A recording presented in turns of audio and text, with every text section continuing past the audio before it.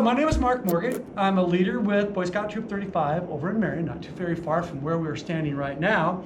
And I'm also licensed by the state of Iowa to be a professional in the field of heating and air conditioning and ventilation, and in hydronic heating, which has to do with water, and refrigeration, plumbing, which has to do with piping up coolers and things like that. So, as you might have astutely picked out, it doesn't say plumbing in my licensure anywhere.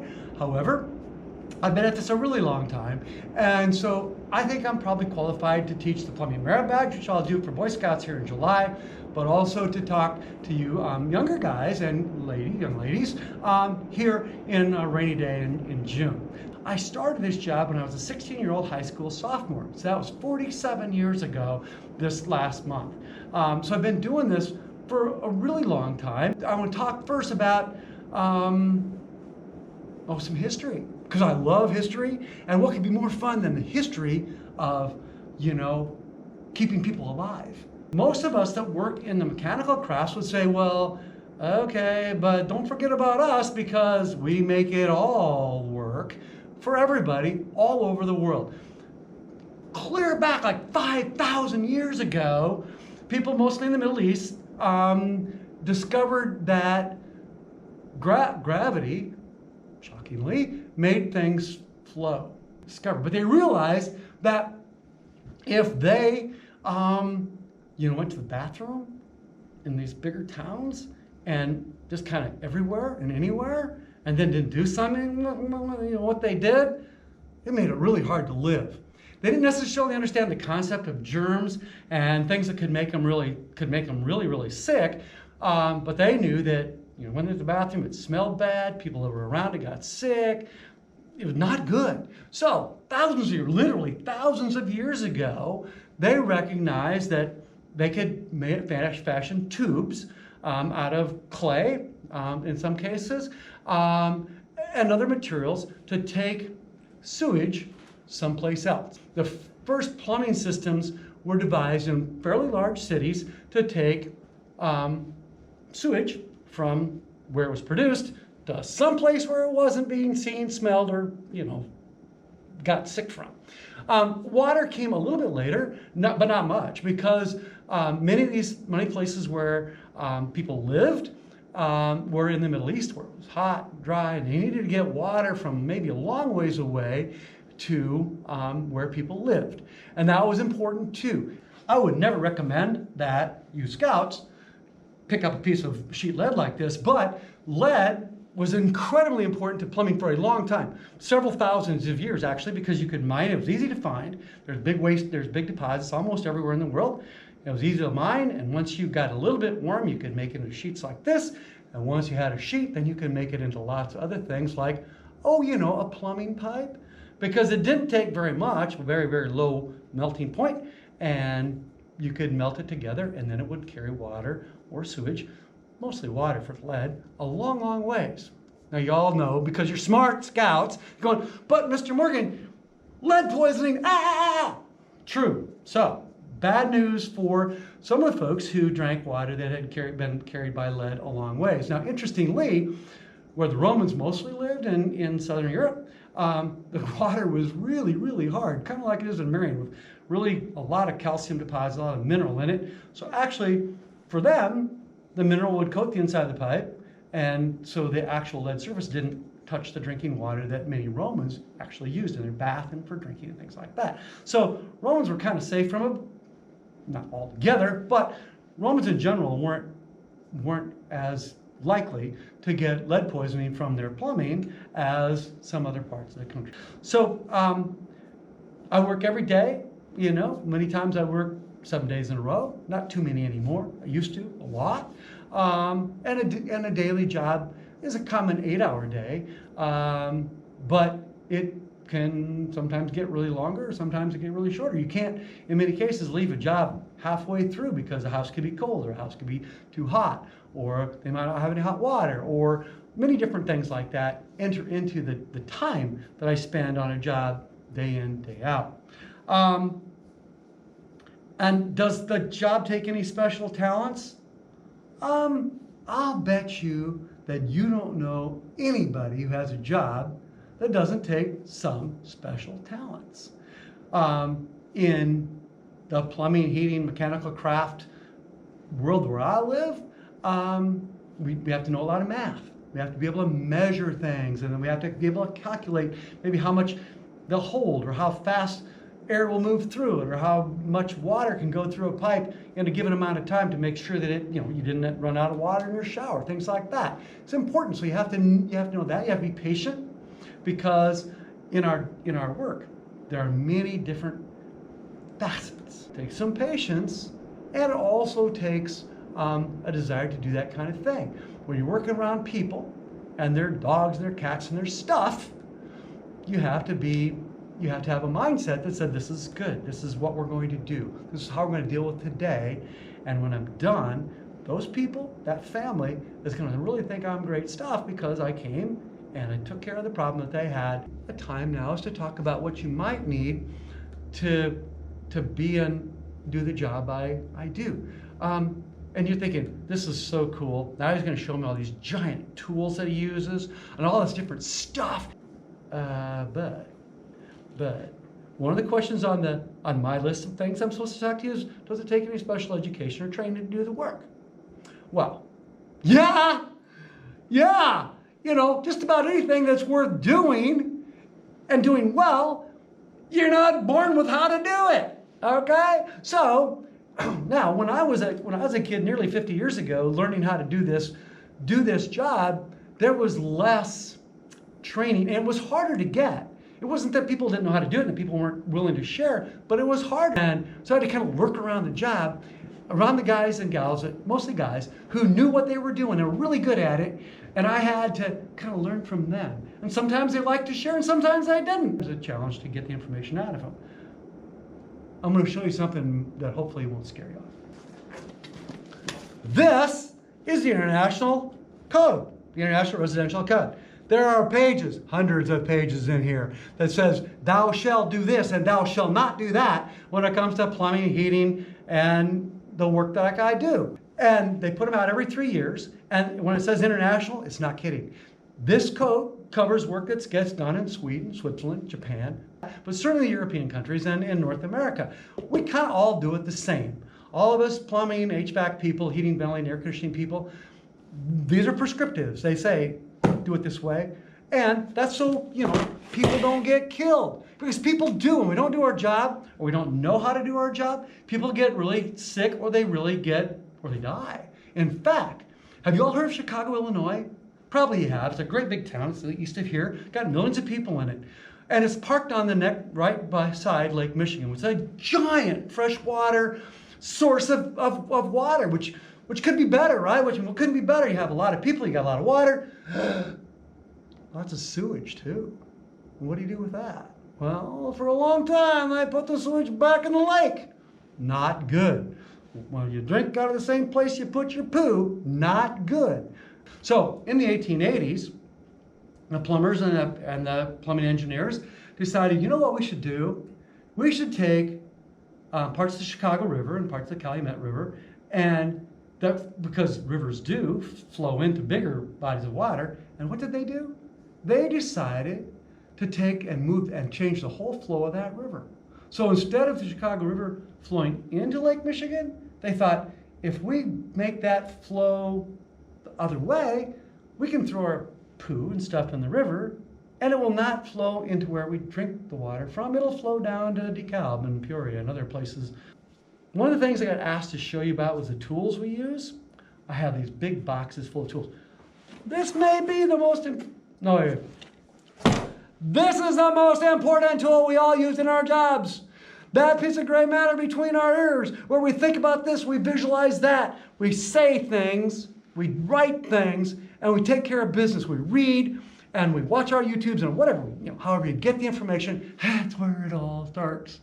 And then where it ends is, what we do with it, okay? Let me look. Let's see, I have so many tools in my toolboxes. This is a pretty good bag of tools because, I told you about lead pipe way back when. very cool, but not safe and really not that durable. So as time passed, they came up with different, plumbing engineers came up with different things. This came by fairly quickly. This is called steel pipe. Very, very durable.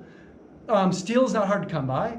We have giant taconite deposits in the United States, and back when, some of it's still built here, but of course it's also built in other countries. Hard to work with though. You know, it's not, it's heavy, you can't tell, but it's heavy. And to make the threads on the ends of the pipe like that, takes some specialized tools, something that nobody really has laying around. Now, I guess that was good for us plumbers, because if we had something that nobody else had, then we could charge more money to do it. But it was hard. And this is a very small piece of pipe, and it probably weighs 3 or 4 pounds, just this little bit. Okay, but steel pipe we used a lot. Now, the other problem with steel pipe is relatively small and relatively rough interior. So if your water was hard, had a lot of minerals in it, like I was telling you about the Roman water that protected the Romans in the end from lead poisoning, this pipe would clog with that pretty quickly. So after about 50 years in a house, you'd have, especially at elbows, you'd have water passages that ceased being 1/2 inch like this down to the size of maybe a pencil lead. And it was very difficult to do. So plumbers in the 40s and 50s and 60s started to make a lot of money by replacing old steel pipe systems with something else. And what they usually replaced it with was copper. This copper tube is soft copper, and it came out very early on because you could do some very interesting stuff with it. You couldn't use real big, I mean, you can theoretically make copper tubes really big, but to actually use it for water piping, it was not the easiest thing to work with. So lots of tubing got put in like this in houses, some in commercial buildings, but mostly a lot of this size stuff was in houses because they didn't need to have tons and tons of water to go through it to make a faucet work. Now, for a long time,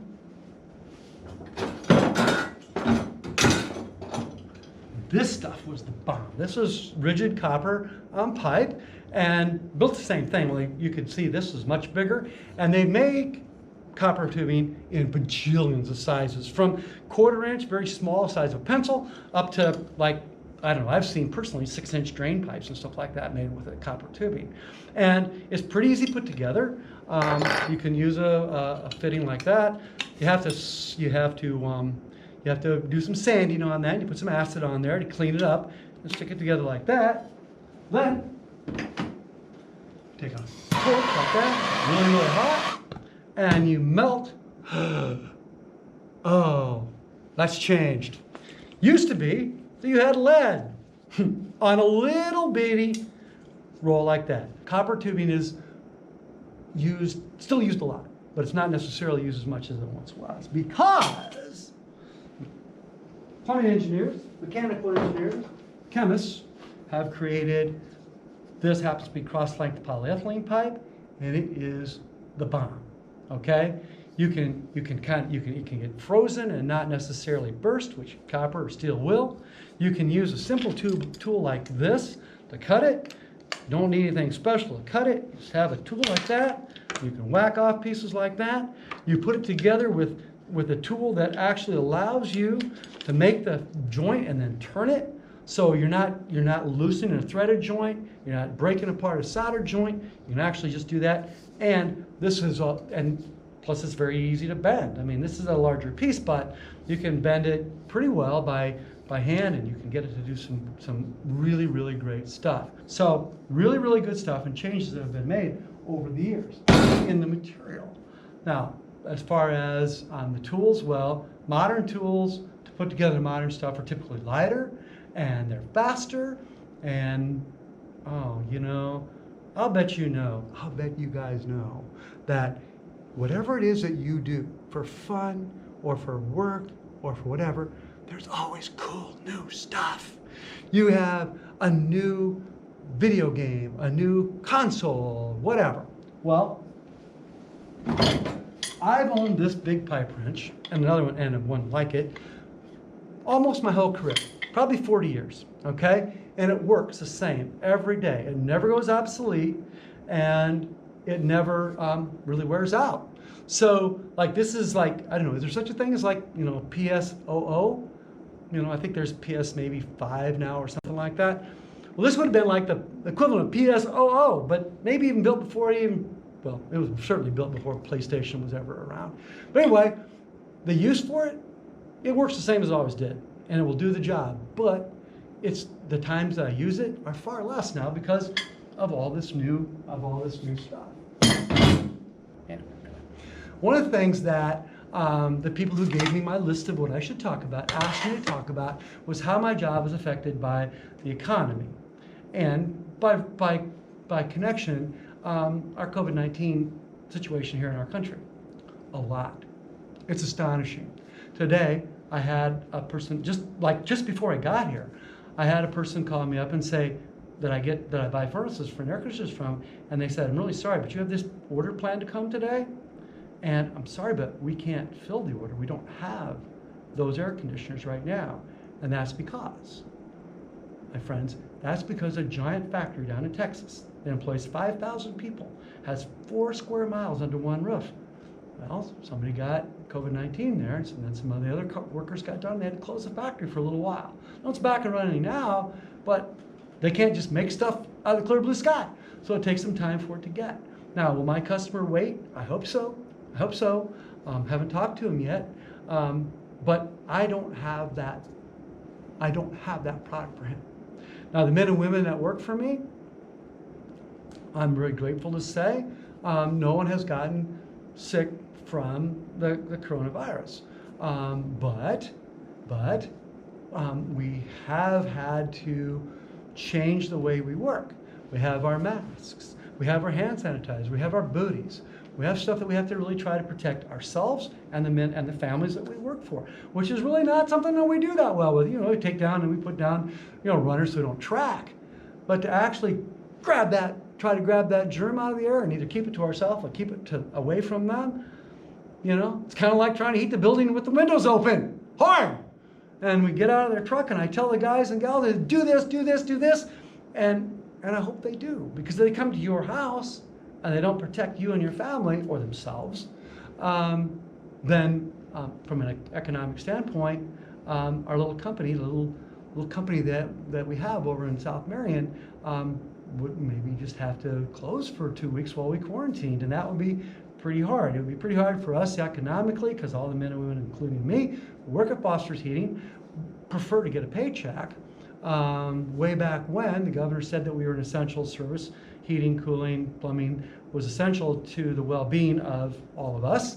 So we never had to really shelter in place like some of our friends in the restaurant business and other places and scouting have had to do.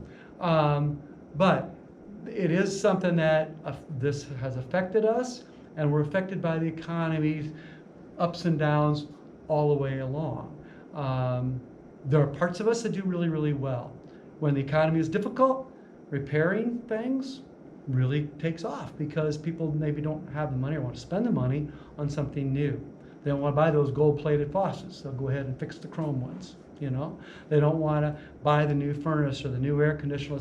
Let's patch up what we have already and go from there. And so that does that. That's a very, very common swell. And like I said, I've been in business at this a long, long time. If it drove me crazy, I would have gotten out a long time ago. But I love the men and women that work with me, and I love the customers that I get to see day in, day out.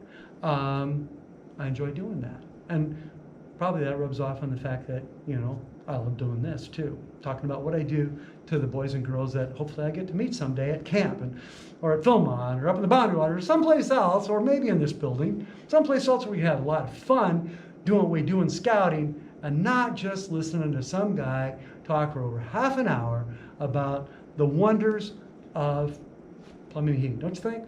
I hope you all have a great summer. We'll see you.